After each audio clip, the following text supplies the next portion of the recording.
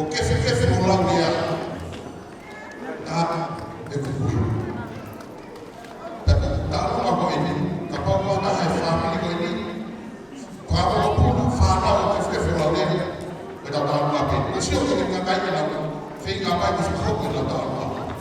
Ka kai ke ta mono, e ko sāpate, ko whakapi ko ini ko ku e whama. Ka kuropo, muno whama, ko whanau ta kato kai ngā sēni, o kere me te ko whakamana. E tapai.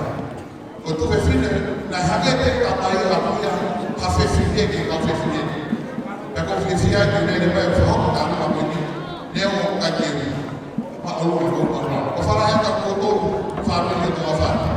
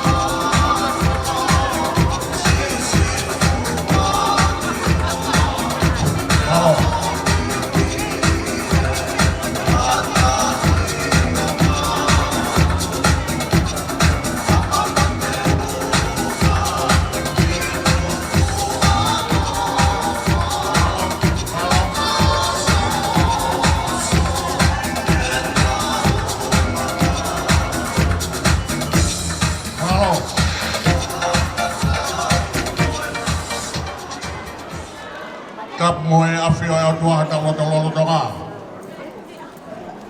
Wata pat mo haweki.